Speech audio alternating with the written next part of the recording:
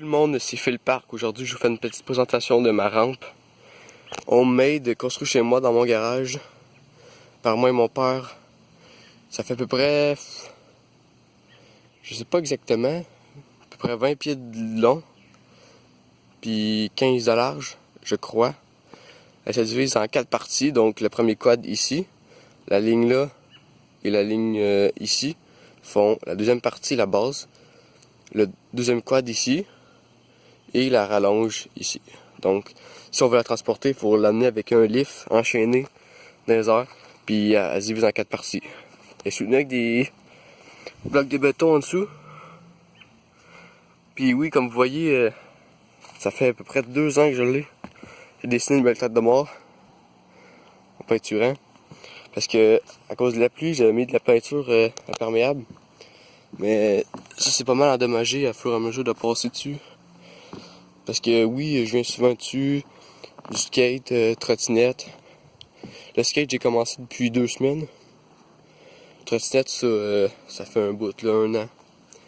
Donc on va commencer par la première partie. Petite barrière ici pour protéger pour aller en bas parce que avant il n'y en avait pas.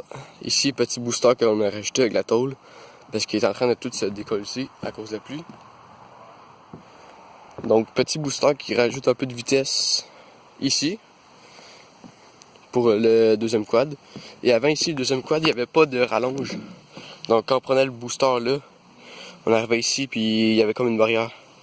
Puis on rentrait dedans quasiment parce qu'on allait trop vite. Fait que je décide de rajouter une rallonge ici qui fait à peu près 10 pieds de long.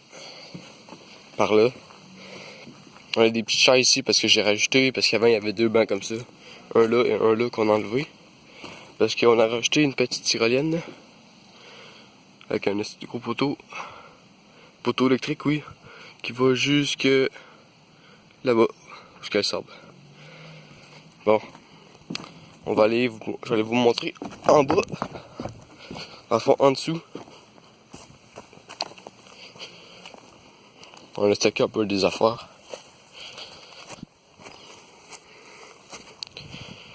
Donc en dessous ici, parce que on a rajouté ce petit poteau là ici, appuyé sur un bloc de ciment. Parce que vu que ça pliait un peu au milieu, parce que c'était trop large, mais quand il pleuvait, l'eau elle se ramassait tout au milieu. Ça faisait une flaque puis ça enlevait la peinture comme ça. Là, elle est pas mal maganée. Il va falloir la repeinturer ou la remouiller dans quelques années, elle va être scrap. Ici, voilà, c'est ce que ça a l'air en dessous. C'est gros, hein.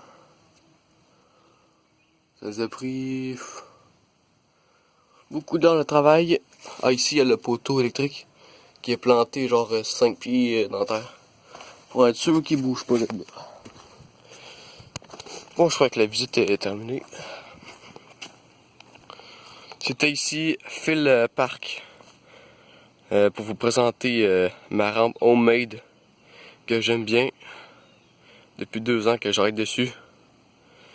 Donc c'est ma première vidéo de ma chaîne Phil Park, que je mets des vidéos dessus de motocross parce que je fais du motocross, de skate, trottinette, des petites édits dans les skateparks.